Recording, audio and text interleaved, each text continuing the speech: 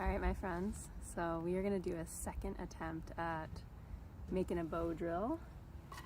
And I just have a few modified parts, and I have our bow from yesterday. Still in the same position it was yesterday, which I'm probably going to change. I have a new fire stick, which is just a piece of yew. I'm going to stop calling it the fire stick, and we're going to call it our drill shaft, because we are not necessarily just making fire.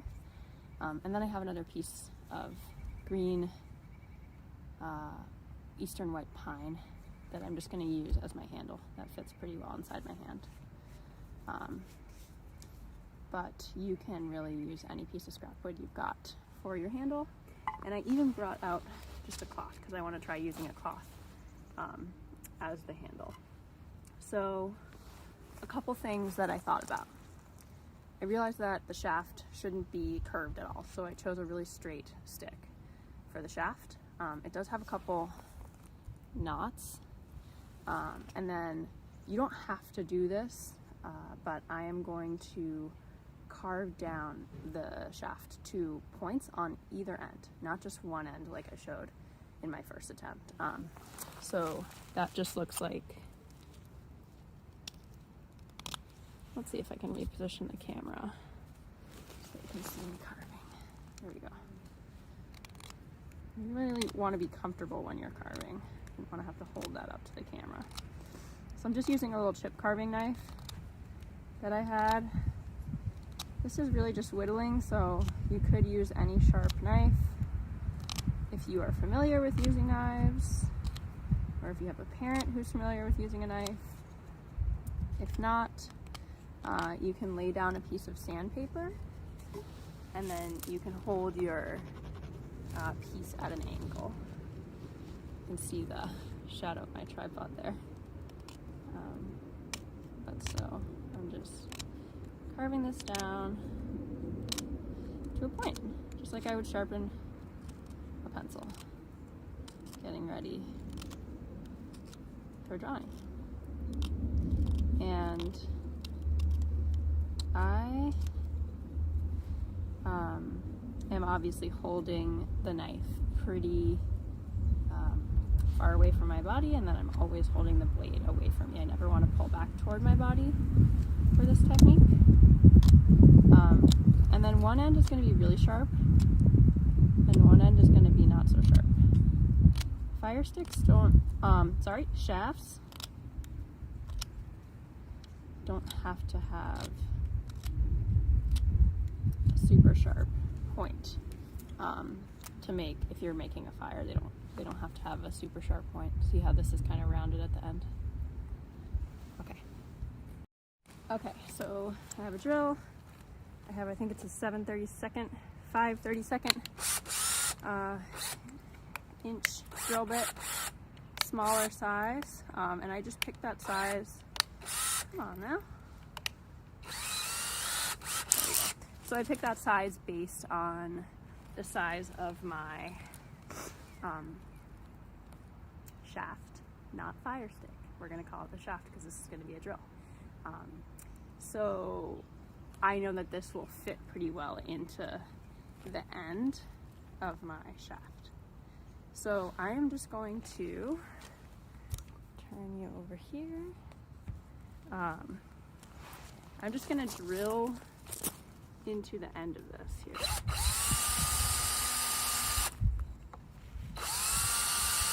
And it does not, it isn't gonna work if it's,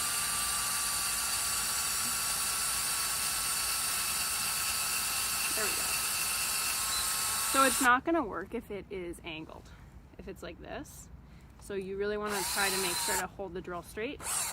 You can even get someone to kind of spot you. That's what we do in my class at school. And then you should be able to fit that drill bit right into that hole. So now we have a real drill shaft with a drill bit on the end. And actually, I can kind of see that mine doesn't look totally straight. So maybe there's a little room for improvement there, but we're gonna try it. I'm psyched. So let's see if we can drill through this cedar stump. So I'm going to do my wrap. And then I have my pointier end toward the top. You can experiment with different shapes for the top. Okay. And I'm going to position my body so that I can do my best work.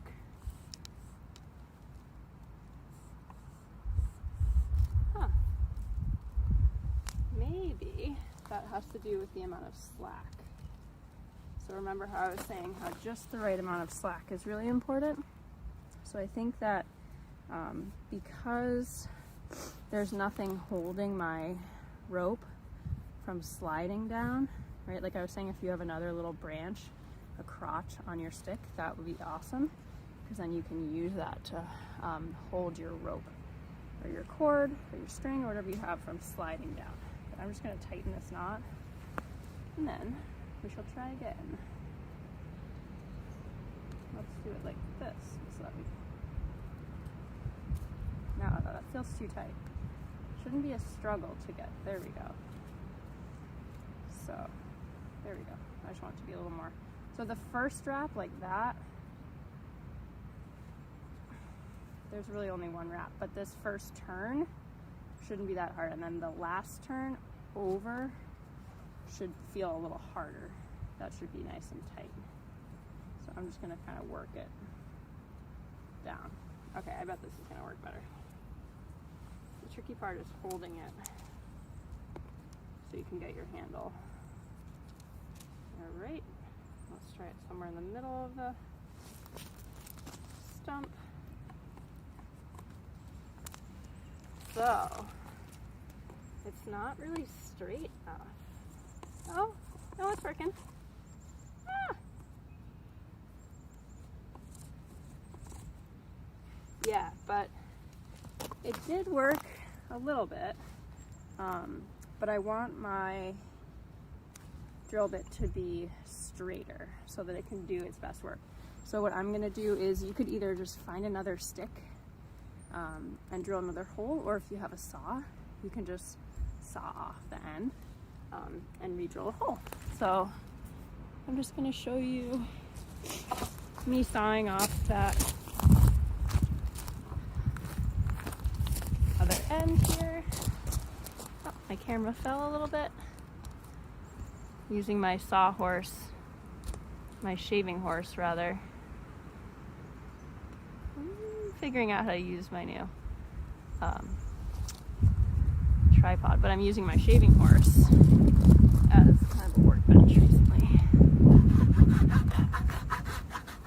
So you can use a clamp. I am not going to use a clamp for this because it's such a small little thing. But as you can see, I'm paying the price.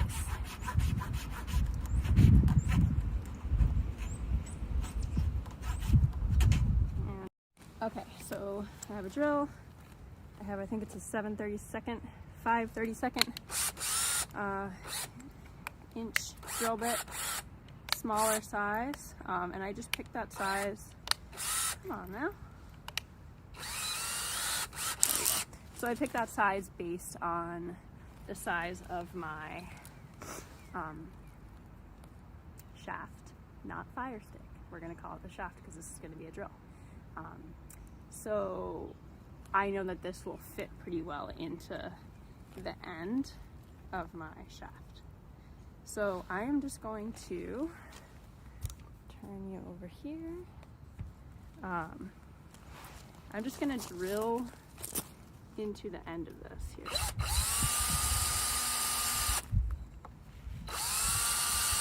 And it does not,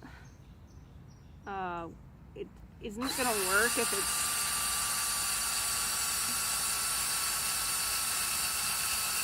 there we go.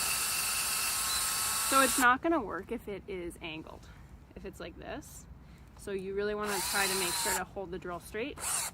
You can even get someone to kind of spot you. That's what we do in my class at school. And then you should be able to fit that drill bit right into that hole. So now we have a real drill shaft with a drill bit on the end. And actually, I can kind of see that mine doesn't look totally straight. So maybe there's a little room for improvement there, but we're gonna try it. I'm psyched.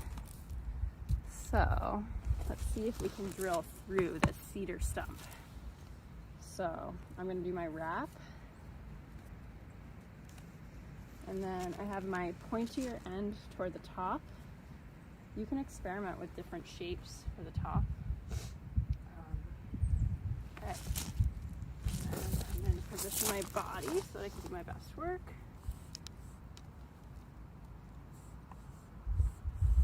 Huh. Maybe that has to do with the amount of slack. So remember how I was saying how just the right amount of slack is really important? So I think that because there's nothing holding my rope from sliding down, right? Like I was saying, if you have another little branch, a crotch on your stick, that would be awesome, because then you can use that to hold your rope or your cord or your string or whatever you have from sliding down. But I'm just going to tighten this knot, and then we shall try again. Let's do it like this. So that we... No, that feels too tight. Shouldn't be a struggle to get. There we go. So, there we go. I just want it to be a little more. So the first wrap like that, there's really only one wrap, but this first turn shouldn't be that hard. And then the last turn over should feel a little harder. That should be nice and tight. So I'm just gonna kind of work it down. Okay, I bet this is gonna work better. The tricky part is holding it so you can get your handle. All right, let's try it somewhere in the middle of the stump. So, it's not really straight enough. Oh, no, it's working. Ah! Yeah, but it did work a little bit, but I want my drill bit to be straighter so that it can do its best work. So what I'm gonna do is, you could either just find another stick and drill another hole, or if you have a saw, you can just saw off the end and re-drill a hole. So I'm just gonna show you me sawing off that other end here. Oh, my camera fell a little bit. Using my sawhorse, my shaving horse rather. Figuring out how to use my new tripod, but I'm using my shaving horse as kind of a workbench recently. So you can use a clamp. I am not going to use a clamp for this because it's such a small little thing. But as you can see, I'm paying the price.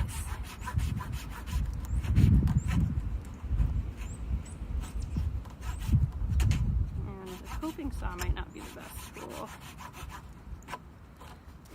to use either. I'm just going to put my foot on it. There we go. Cool. So you can see that I have a new end that's nice and straight. Oh, and I'm going to leave my camera over here because I'm going to re-drill the hole. Take my drill bit.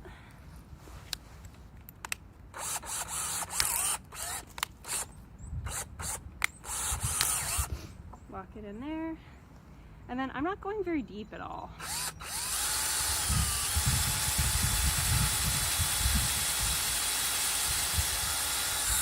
Just deep enough to hold the bit. So maybe I went half an inch in, not super deep. And then I'm just sliding the drill bit in there. You could even knock it. And even just like spinning this with my hands right now, that looks a lot more straight. you don't want to get it stuck in there, because then you'd need pliers to pull it out. It might get stuck if you work a lot with it though, so I'd recommend having some pliers on hand. All right, let's try again in a new hole. I like this being in the middle, somewhere close to the middle. Okay. Oh yeah.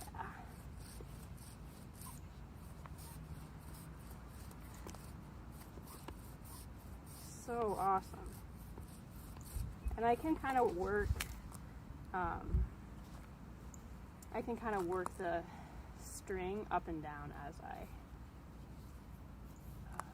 work the bow, depending on which angle I use the bow at, right? So if I point the tip down, then the string will move down. If I point it back toward me, the string will move up. And that just kind of depends on which end is attached to the top and which end is attached to the bottom of your loop. But that's working pretty well. You can see it's just cutting right in. It's slipping a little bit, which I think has to do with the tension. But that's pretty sweet. That is our homemade bow drill. Try it out. See what you think. Let me know how it goes. Let me know what you can build. Can you build a small one? Can you build a bigger one? What kind of wood are you using? If you don't know what kind of wood you're using, send me pictures. I'd love to see, and I can help you identify. And have fun with it. See what you can drill holes for. Can you just drill a bunch of holes for fun? Can you do it for any projects that you're working on? Let me know how it goes.